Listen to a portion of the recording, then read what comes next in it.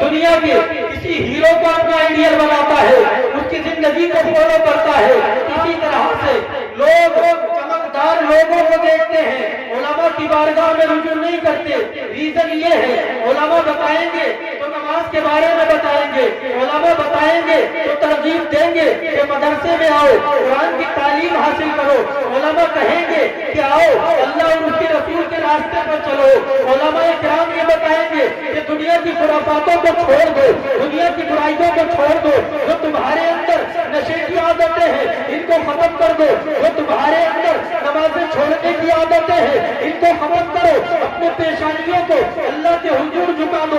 وہی علماء کی بارگاہ میں حاضری دو گے تو یہ آپ کو بتائیں گے کہ دنیا میں جھوٹ مت بولنا، غیبت مت کرنا، ماں باپ کا دل مت دکھانا، یہ اسلام ہے۔ اسلام یہ تربیت دیتا ہے، پیغمبر اسلام نے ہمیں یہ درس دیا ہے۔ ہمارے آقا کو اگر راضی کرنا ہے، مصطفیٰ کی رضا اگر چاہتے ہو، اس زمانے میں سرخرو ہو کر کے جینا چاہتے ہو کہ ہماری یہ دنیا بھی کامیاب ہو جائے، ہماری آخرت بھی کامیاب ہو جائے، تو آ جاؤ مصطفیٰ کو راضی کرنا شروع کر دو۔ اور نبی اکرم صلی اللہ تعالیٰ علیہ وسلم نے جو انسٹرکشن اور جو گائیڈ لائنز پیش کی ہے ان کو فالو کرنا شروع کر دو۔ تم فالو کرو، مصطفیٰ کی زندگی کو کامیاب ہو جاؤ گے۔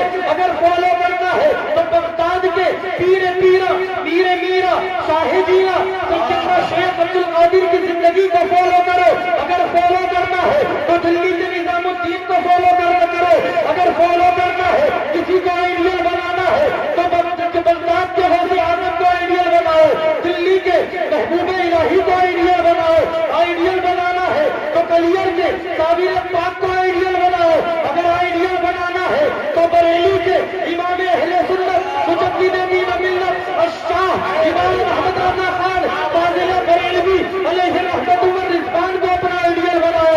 اگر فالو کرنا ہے کسی کی زندگی کو تو اعلیٰ حضرت کے شہزادے مفتی اعظم عالم اسلام مفتی اعظم مصطفیٰ رضا خان بریلوی علیہ رحمت و رضوان کو آئیڈیل بناؤ۔ اگر آئیڈیل بنانا ہے تو مراد آباد میں آرام فرما صدر الفاضل فخر العواصل حضور سیدنا شاہ سید نعیم الدین مراد آبادی مفسر اعظم کو اپنا آئیڈیل بناؤ۔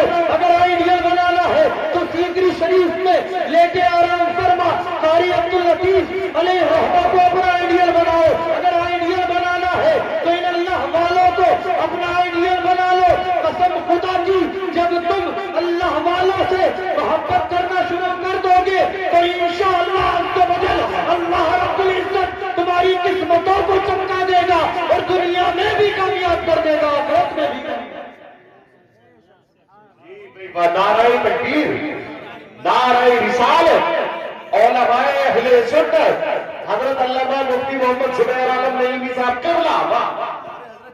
یہ علماء کرام موجود ہیں، انہوں نے ہمیں بتا دیا کہ قرآن کو کس طرح سے پڑھنا ہے۔ اسلام پر چلو، قرآن کی تعلیمات پر عمل کرو۔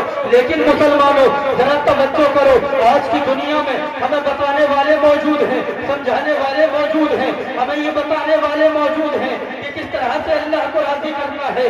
لیکن جناب والا آخری بات یہ عرض کرنا چاہتا ہوں، یہ شادی کے نکاح کے موقع پر محفل منعقد ہوئی ہے تو آؤ حضور کے والد حضرت عبداللہ رضی اللہ تعالیٰ عنہ کی بارگاہ میں چلتے ہیں۔ حضرت عبداللہ وہ اسلام عظیم الشان شخصیت، حضرات اس وقت کا ماحول یہ ہے اس دنیا کے اندر لڑکیوں کو زندہ درگور کیا جا رہا ہے، اس وقت زناکاری عروج پر ہے، اس وقت بے پردگی عام ہے۔ ایسے ماحول میں، ایسے وقت میں جب زنا کا دور دورہ ہے، جب جناب والا ریپسٹ گلیوں میں نظر آتے ہیں، چوراہوں پر کھلے گھومتے نظر آتے ہیں، ذلت و حقارت کی نظر سے اس عورت کو دیکھا جا رہا ہے، ایسے سماج میں، ایسے معاشرے میں آنکھیں کھولتے ہیں حضرت عبد المطلب کے بیٹے حضرت عبداللہ۔ جب جوانی کی دہلیز پر قدم رکھتے ہیں حضور کے والد حضرت عبد المطلب کے شہزادے حضرت عبداللہ، اللہ اکبر، کیا حسن اللہ نے دیا تھا، کیا جناب والا چمک تھی چہرے پر، کیا روشنی تھی، کیا تابناک چہرہ تھا، کیا منور چہرہ تھا، اللہ کے رسول کا نور، مصطفیٰ جان احمد صلی اللہ تعالیٰ علیہ وسلم کا نور تھا، جس کی جھلکیاں حضرت عبداللہ کے چہرے रहने से नमूदार होती थी और तमाम कबाइल अरब हजरत अब्दुल्लाह पर फिदा होते चले जाते थे, अपनी जानों को निसार करते चले जाते थे। और नौजवानों सुनो, तवज्जो करो, ये हजरत अब्दुल्लाह की खूबसूरती है, ये हजरत अब्दुल्लाह का हुस्न है। अल्लाह अकबर। मुल्क अरब के अंदर और पूरे मक्का की हसीनो जमील ख़वातीन ये चाहती है कि हमारी शादी अब्दुल्लाह के साथ में हो जाए, हमारा घर अब्दुल्लाह के साथ में बस जाए। एक ख्वाहिश रखती थी बड़े अमीर घरानों की, बड़े बड़े मालदार घरानों की शहजादियां अब्दुल्लाह के साथ में शादी हो जाए, अब्दुल्लाह के घर की दुल्हन हम बन जाए।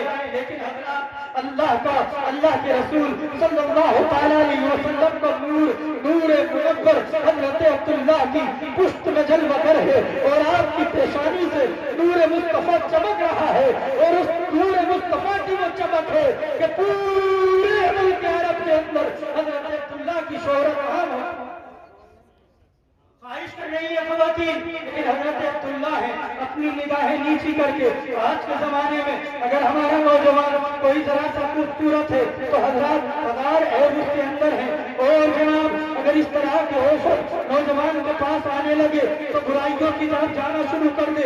लेकिन ये अब्दुल्लाह है, अल्लाह अकबर, इतने ऑफर आ रहे हैं शादी के, लेकिन कोई एक्सेप्टेबल नहीं है, कोई कबूल नहीं किया जा रहा है।